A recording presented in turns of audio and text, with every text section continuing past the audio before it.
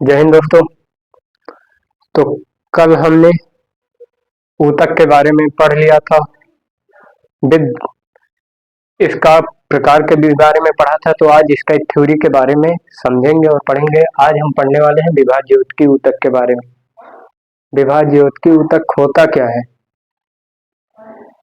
इसकी विशेषता क्या है, इसके प्रकार कितने होते हैं, ग्रिड डायग्राम कल हमने बताया था अच्छे से आपको, इसके पहले वीडियो में है, लेक्चर जाके देख लीजिए। तो चलिए विभाज्योतकी ऊतक के बारे में शुरू करते हैं। विभाज्योतकी ऊतक क्या होता है? विभाज्योतकी ऊतक ये पौधे के वर्धी भागों में पाया जाता है। विभाज्योतकी ऊतक जो होता है यह पौधे के वर्धी भागों में पाया जाता है। ये ऊतक पौधे के वर्धी भागों में पाया जाता है। कोशिका विभाजन की क्षमता होती है। जो विभाज्योतकी ऊतक होता है इसमें कोशिका विभाजन की क्षमता पाई जाती है।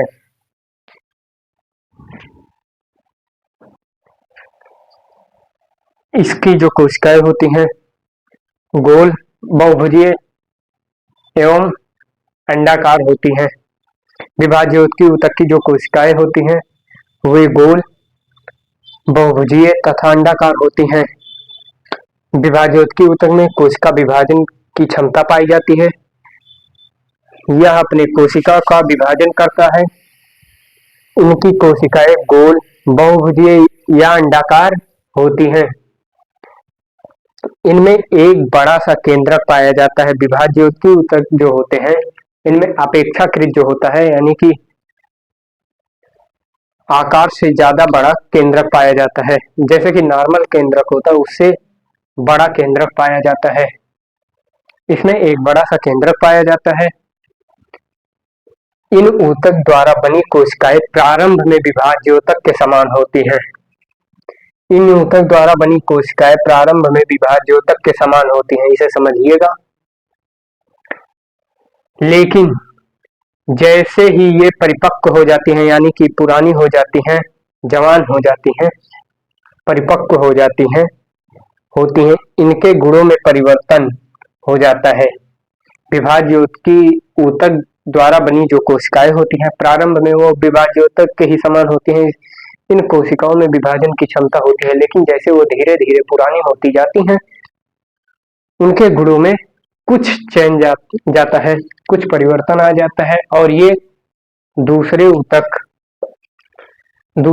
के घटकों के रूप में घटकों का रूप ले लेते हैं। जो विभाज्योतकी ऊतक होते हैं इनकी जो कोशिकाएं होती हैं प्रारंभ में विभाज्योतक के समान ही होती हैं, लेकिन जैसे जैसे ये परिपक्व होती हैं, पुरानी होती हैं, यंग होती हैं, इनके गुणों में परिवर्तन आ जाता है और ये दूसरे ऊतक के घटकों के रूप में रूप ले लेती हैं। अब विभाज्योतकी ऊतक का विशेषता क्या है? विभाज्योतकी ऊतक में विशेषता क्या होता है? ये कोशिकाएं छोटी तथा पतली भित्ति वाली होती हैं।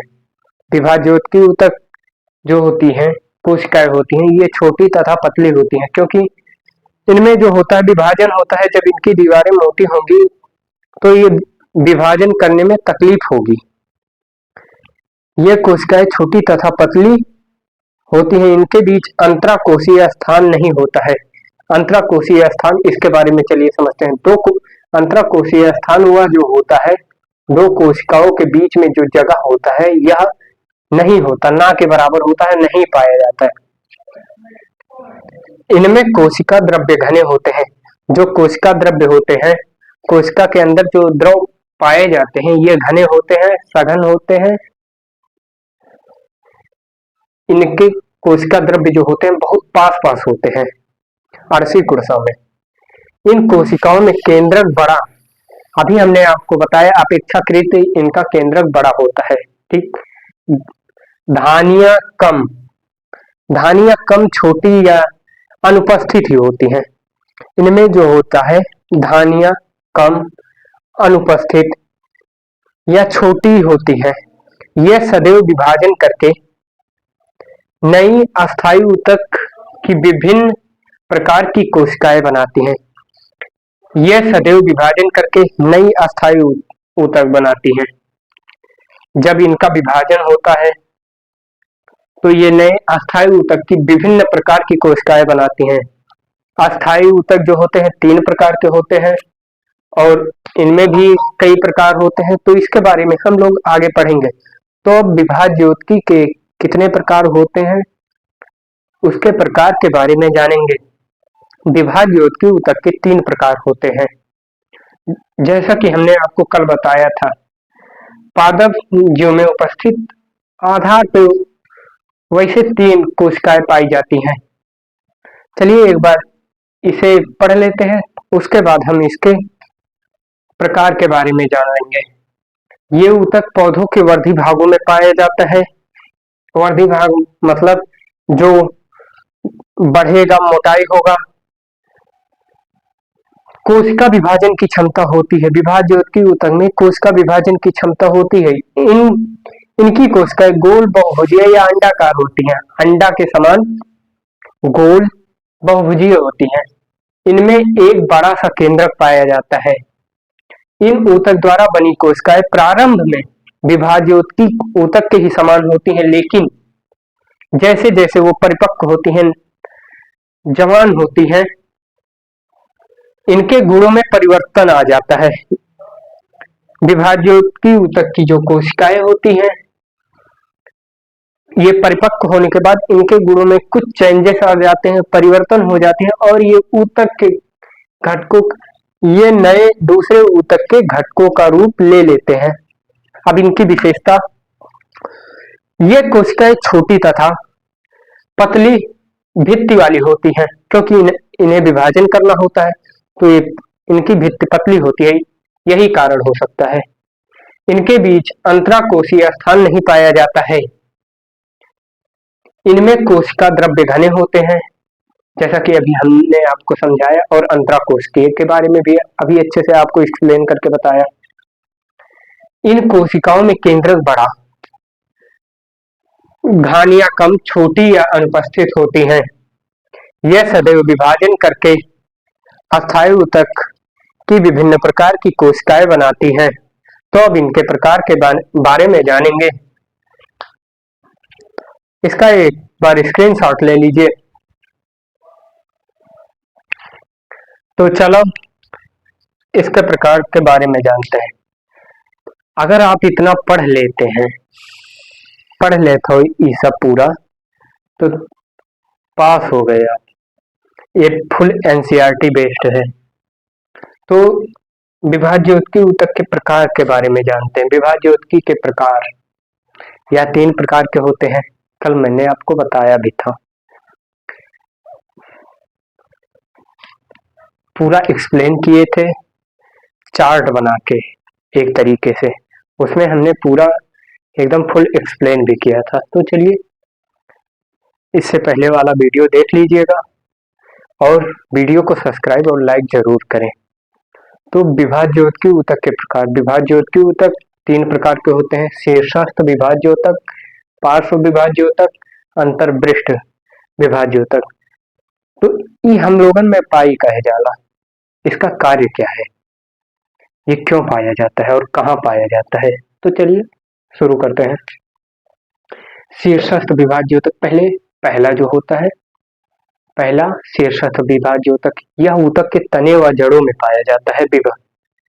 यह ऊतक के तने व जड़ों के शीर्ष पर पाया जाता है, जिसके विभाजन से तने व जड़ों की लंबाई बढ़ती जाती है। जैसे कि यह एक तना है, इसके शीर्ष पर जब पाया जाएगा तो यह जब कोशिका विभाजन करेगी तो यह दिन प्रतिदिन बढ़ता जाएगा, एक समय लंबा होता जाएगा, बढ़ता जाएगा। देखिए जैसे कि इसके टिप पे पाया जा रहा है शीर्षस्थ विभाज्योतक, जड़ है, माना कि जड़ों के भी शीर्ष पे पाया जाता है। जब यह कोशिका विभाजन करेगा तो इस तरीके से धीरे धीरे धीरे धीरे इसी तरह फिर इसका टिप ये हो जाएगा, बढ़ता रहेगा, एक समय पे इतना लंबा हो जाएगा, इसी तरह बढ़ता रहता है। पेड़ पौधों के तने व जड़ों के शीर्ष पर पाया जाता है, जिसके विभाजन से तने व जड़ों की लंबाई में वृद्धि होती है। दूसरा पार्श्व विभाज्योतक। पार्श्व विभाज्योतक का कार्य क्या होता है भाई? तो पार्श्व विभाज्योतक इसकी कोशिकाओं के विभाजन से तनों व जड़ों की मोटाई बढ़ती जाती है। जैसे कि यह एक तना है या फिर जड़ कह लें, मूल कह लें, तनों व जड़ों या फिर मूल। हाँ, शीर्षस्थ विभाज्योतक पाया कहा जाता है। यह जड़ों व तनों की इसी तरीके से एनसीईआरटी में डायग्राम बना होगा। यह जो ऊपर पाया जाता है टिप पे, यह शीर्षस्थ विभाज्योतक है।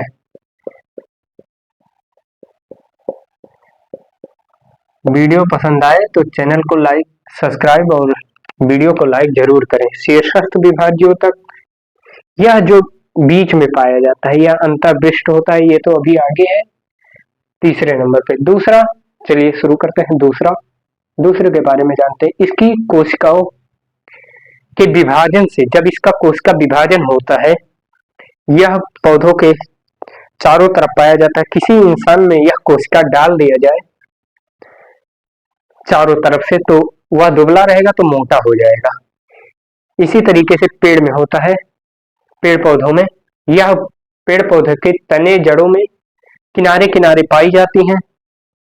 इसके विभाजन से इसका मोटाई बढ़ता रहता है। इसकी कोशिकाओं के विभाजन से तनों व जड़ों की मोटाई बढ़ती है। यह इस तरीके से बगल में पूरे इसी तरह यहाँ भी पाया जाएगा, यहाँ भी पाया जाएगा। इसे पार्श्व विभाज्योतक कहते हैं। सब नाम में छुपा हुआ है। तीसरा, अंतर्वृष्ट क्या होता है?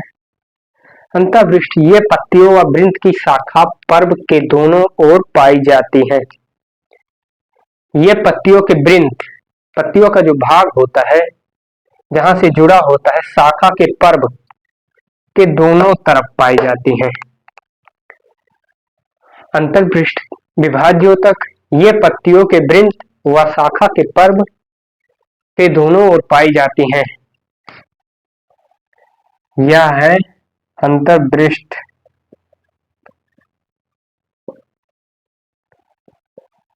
अंतर्वृष्ट विभाज्योतक ऊतक। तो हमने आपको आज विभाज्योतक के बारे में पढ़ाया, इसके प्रकार के भी बारे में पूरा डिटेल दिया। कल का टॉपिक है अस्थाई ऊतक। तो एक बार इसे रिपीट कर लेते हैं। कृपया हमारे चैनल को सब्सक्राइब जरूर करें, जिससे नेक्स्ट वीडियो आप तक पहुंचता रहे। यह हम प्लेलिस्ट में डाल देंगे, इसका एक बार आप स्क्रीनशॉट ले लीजिए। विभाज्योतक ऊतक के प्रकार यह 3 प्रकार के होते हैं, साथ में पढ़ते रहिए। शीर्षस्थ विभाज्योतक, पार्श्व विभाज्योतक, अंतर्वृष्ट विभाज्योतक। शीर्षस्थ विभाज्योतक यह ऊतक तने व जड़ों की शीर्ष पर पाया जाता है, जिसके विभाजन से तने व जड़ों की लंबाई में वृद्धि होती है, जिससे यह लंबा होता रहता है। पार्श्व विभाज्योतक इसकी कोशिकाओं के विभाजन से तने व जड़ों की मोटाई बढ़ती है। पार्श्व विभाज्योतक से पौधे की मोटाई बढ़ती है। जब इसका कोशिका विभाजन होगा तो जाहिर सी बात है, कोशिका विभाजन होगा तो यह और जगह घेरेगा, तो इसकी मोटाई बढ़ती है। अंतर्वृष्ट विभाज्योतक ये पत्तियों के वृंत व शाखा के दोनों ओर पाई जाती हैं, शाखा के पर्व के दोनों ओर पाई जाती हैं। यह इसका डायग्राम है। अगर आप इतना पढ़ लेते हैं तो आप फुल में फुल नंबर लाएंगे। वीडियो को लाइक जरूर करें, चैनल को सब्सक्राइब जरूर करें। धन्यवाद। मिलते हैं कल नेक्स्ट वीडियो में। अस्थाई ऊतक के बारे में कल पढ़ेंगे। अस्थाई ऊतक क्या होता है? Thank you.